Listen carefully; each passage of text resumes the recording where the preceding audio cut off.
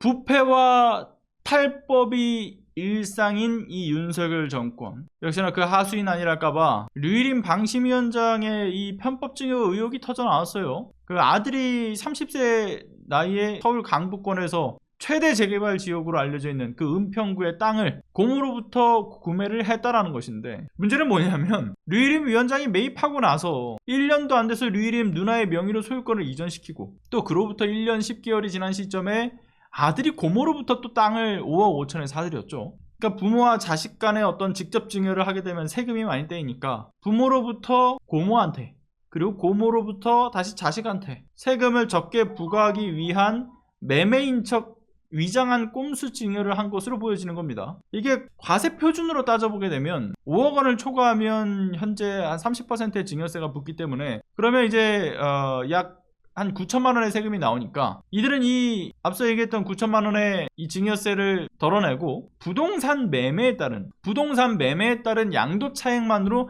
아끼려고 했던 것인 거죠. 그리고 이런 편법 증여의 의도성이 달리 또 있는 부분이 뭐냐면, 아들이 앞서 말씀드린 것처럼 2020년 11월에 고모한테 이 땅을 금융권 대출도 없이 이걸 받아냈단 말이에요. 중요한 건 류일임의 아들이 2020년도에 발표됐던 재산 내역상에 2019년 기준 예금이 1,000만 원 정도였어요. 그런데 금융권 대출도 없이 5억 5천이 갑자기 뚝딱 하고 어디서 만들어집니까? 마침 아들의 21년도 재산 내역 발표 내역에는 예금이 늘어난 이유가 자녀 차용으로 인한 은행 대출 증가 부분이 기재되고, 류일임 배우자의 4인간 채권이 1억 5천이 새로 발생한 것까지도 보게 되면, 그러니까 아들을 비롯해서 이 가족들의 재산 내역이 변동한 점들을 고려했을 때 아들의 매입 대금 5억 5천을 부모인 류일임 측에서 대준 것으로 지적을 받고 있는 상황인 거죠. 즉 매입 자금도 대주고 세금을 회피하기 위해서 증여하지 않고 빌려주는 형식을 취한 겁니다. 그리고 편법 증여가 들통날 것을 우려했던 것인지 하필 22년부터는 아들의 독립생계라고 하는 이유를 갖다 붙이면서 재산 고지를 거부한 것이고요.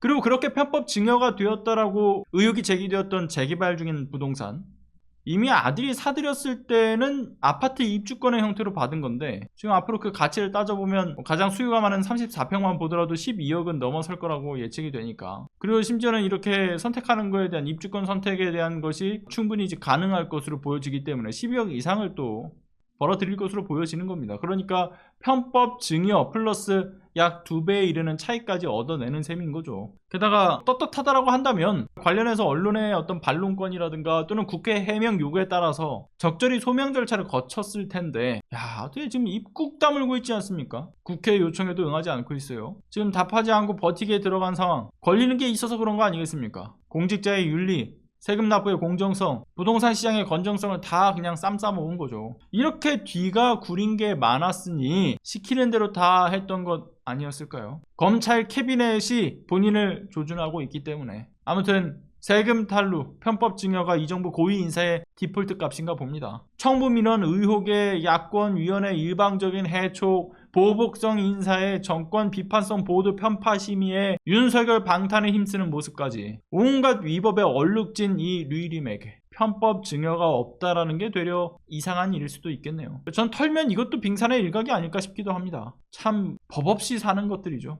그리고 류일임을 안 치면서 이걸 윤석열 정부에서 확인하지 못했을까요? 이런 유형의 거래 방식에 대해서는 국세청 검증 대상인데 국세청은 왜 이를 제대로 파악하지 못했을까요? 못한 게 아니라 안 한 거겠죠. 이러다 조만간 런히림이라는 타이틀도 생기는 건 아닌가 모르겠습니다. 아니 뭐 정확하게 보면은 아니죠. 뭐 이제 지금 뭐 방심위 활동이 7월까지라고 하니까 꽁지 말고 도망가는 그런 모습이 아니라 그냥 모르쇠 하고 버티기 작전에 나서면서 적당히 임기 채우고 내려온다, 이런 마인드지 않겠습니까?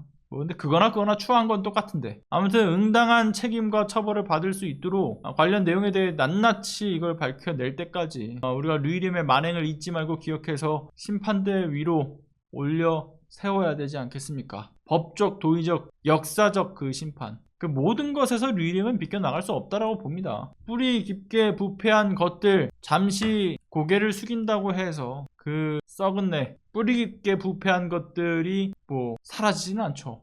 번지면 더 번졌지. 그러니까 싹 다 도려내야 된다라고 봅니다. 윤석열 정권과 함께 심판해야 될 여러 또 중요한 인물들이 있는데 류일임은 결코 빠져서는 안 된다.